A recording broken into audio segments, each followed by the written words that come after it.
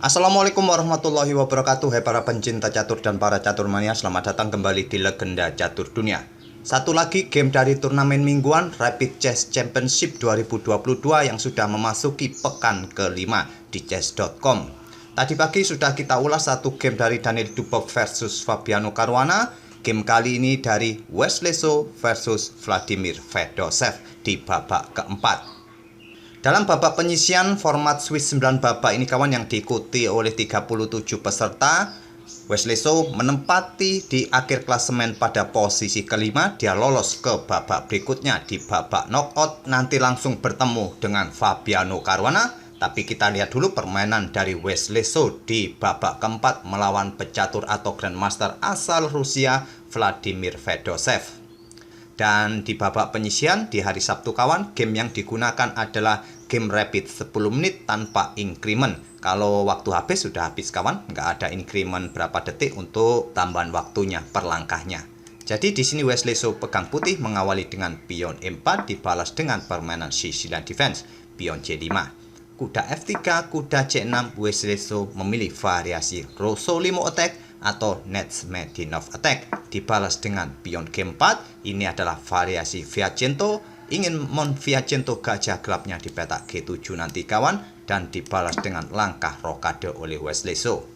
Gajah G7, pion C3 jelas untuk mendukung pion D4, sekarang pion E5 untuk mencegah pion ini didorong. Tapi Wesley So tetap mendorong pionnya, mengorbankan satu pion di sini kawan. Karena sekarang kuda ini tidak akan berani pukul balik pion hitam karena pion ini dijaga oleh dua perwira. Kalaupun kalian mencoba mengeliminasi kuda ini terlebih dahulu, nanti masih bisa dipukul balik oleh pion D dan pion ini tetap mendapatkan dua penjagaan dari perwiranya.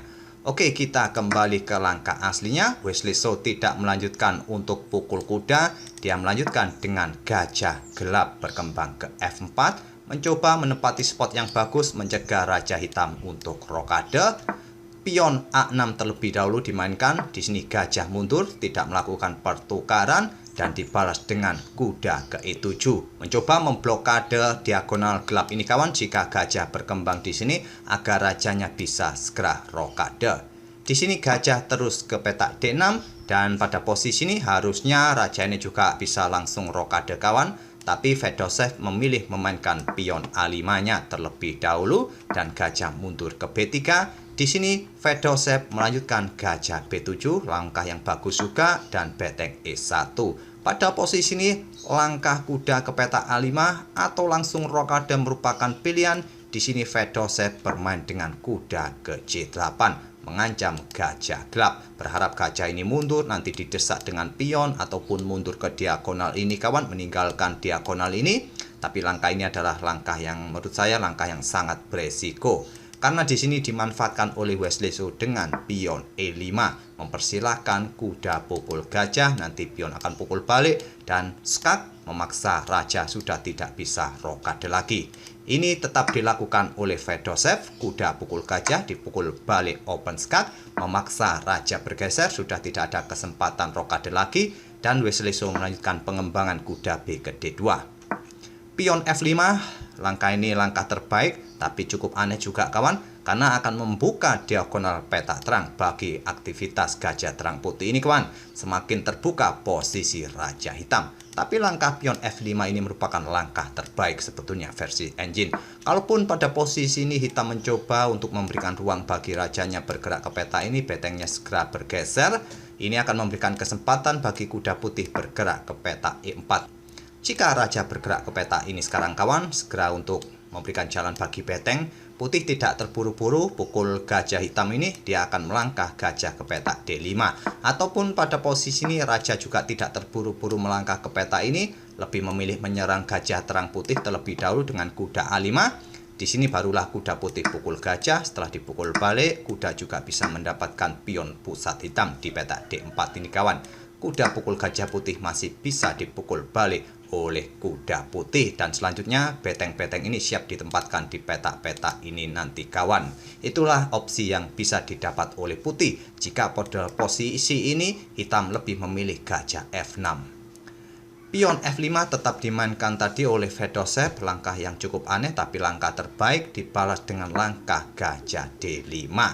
Tidak perlu terburu-buru sebetulnya memainkan gajah ke petak D5 ini, menggeser beteng atau mengeluarkan beteng terlebih dahulu jauh lebih kuat kawan untuk menempati lajur C yang sudah terbuka penuh. Dengan kekuatan dua beteng yang berada di jalur-jalur terbuka seperti ini akan memberikan dukungan bagi para perwira yang lain nanti.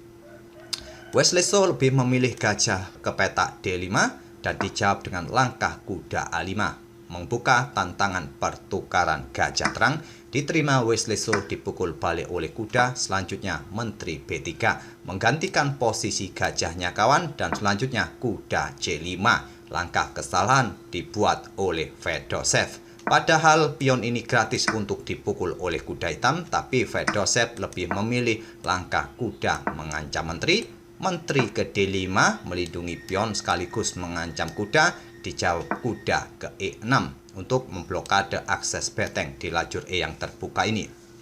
Wesley So melanjutkan dengan pion G3 untuk menghentikan posisi atau manuver kuda yang bisa saja ke petak ini kawan, dan dibalas langkah beteng C8.